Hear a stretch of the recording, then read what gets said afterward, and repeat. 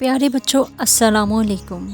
آج کی ہماری کہانی حضرت عثمان غنی رضی اللہ تعالیٰ عنہ کے بارے میں ہے، اور آج کی ہماری کہانی کا موضوع ہے چچا کا ظلم۔ مکہ میں رسول اللہ صلی اللہ علیہ وسلم نے نبوت کا اعلان فرما دیا تھا۔ اس سے مکہ کے باشندے غصے سے بھڑک اٹھے تھے۔ وہ تو بتوں کو اپنا خدا سمجھتے تھے۔ جب رسول اللہ صلی اللہ علیہ وسلم نے ان بتوں کو جھوٹا کہا تو کافروں کے لیے یہ بات برداشت سے باہر ہو گئی۔ وہ آپ صلی اللہ علیہ وآلہ وسلم کو تنگ کرتے، اذیتیں دیتے، آپ صلی اللہ علیہ وآلہ وسلم کے ساتھیوں کو مارتے پیٹتے، مگر پھر بھی لوگوں کو مسلمان ہونے سے نہ روک سکے۔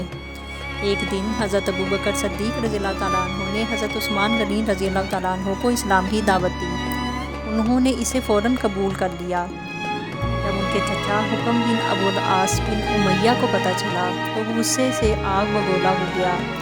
اس نے پہلے تو انہیں سمجھایا، مگر وہ نہ مانے تو غصے میں آ کر انہیں رسی سے باندھ دیا اور بولا، تو اپنے باپ دادا کے دین کو چھوڑ کر ایک نئے مذہب پر ایمان لے آیا ہے۔ میں تجھے ہرگز نہیں چھوڑوں گا جب تک تو اپنے نئے مذہب کو نہیں چھوڑ دیتا۔ حضرت عثمان غنی رضی اللہ تعالیٰ عنہ نے تن کر کہا، میں نہ اس مذہب کو چھوڑوں گا اور نہ ہی رسول صلی اللہ علیہ وآلہ وسلم کو۔ یہ سن کر ان کے چچا کو بڑا غصہ آیا۔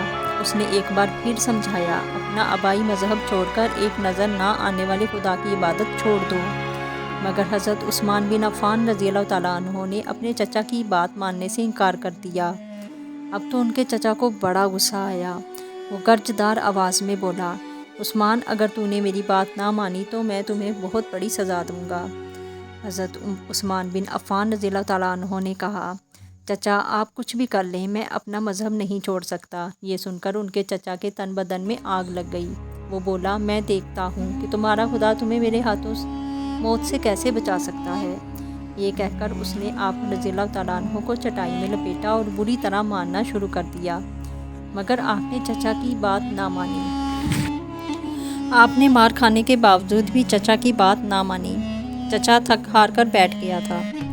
وہ کچھ دیر بعد پھر اٹھا اور آپ رضی اللہ تعالیٰ عنہ کو دھوئیں کی دھونی دینے لگا۔ آپ رضی اللہ تعالیٰ عنہ کا سانس بند ہونے لگا، مگر آپ نے پھر بھی اپنے چچا کی بات نہ مانی۔ آپ رضی اللہ تعالیٰ عنہ کے چچا کا یہ حربہ بھی ناکام ہو گیا تو اس نے آپ رضی اللہ تعالیٰ عنہ کو بے تحاشا مارنا شروع کر دیا۔